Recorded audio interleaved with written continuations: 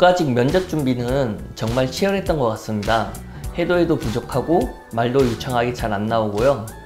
그냥 가면 일반적으로 보통은 받을 수 있다고 하지만 오히려 그래서 고득점 분들이 맨몸으로 들어갔다가 미흡으로 찍혀서 탈락하기도 합니다. 필압했다고 끝이 아니에요. 제 경우에는 카페에서 구한 그룹 스터디에 참여해서 매주 3번씩 만나 기출문제집도 풀고 발표도 해보고 리뷰도 했습니다.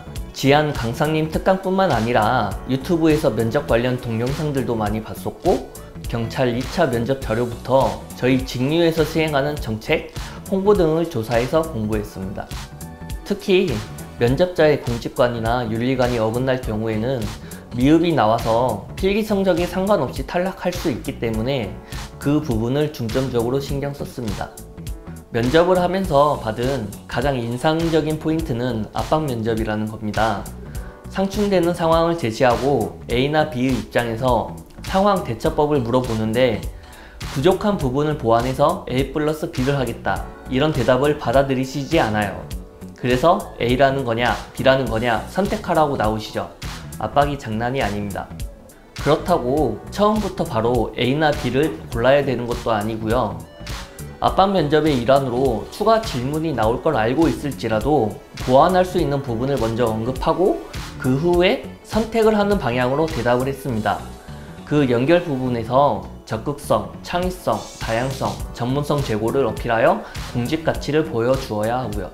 지식 관련 질문은 관료제의 장단점과 보완 방안, 가족 친화 제도의 정의와 그에 따른 정책과 보완책, 현재 우리 조직에서 시행하고 있는 정책 중에서 확대되어야 할 정책은 등등의 질문이 나왔습니다. 기본 상식과 자신이 지원한 직렬에 대한 자세한 정보도 갖추고 들어가야 합니다. 지안에서 가장 좋았던 점을 뽑으라고 한다면 1:1 맞춤형 관리를 뽑고 싶습니다. 자기 스스로를 너무 과신하지 마세요. 본인의 의지가 아무리 강하다고 해도 1년 혹은 몇 년 이상의 장기 레이스를 뛰는데 혼자 아무 슬럼프 없이 공부해서 바로 합격하는 분들은 진짜 소수입니다. 그런데 그러한 장기 레이스를 최대한 슬럼프 없이 뛸 수 있도록 만들어주는 시스템이 지안의 관리 시스템입니다. 100일, 200일을 공부했는데 오늘 하루쯤은 더 쉬어도 되지 않을까? 이런 끝도 없는 유혹들이 계속 찾아옵니다.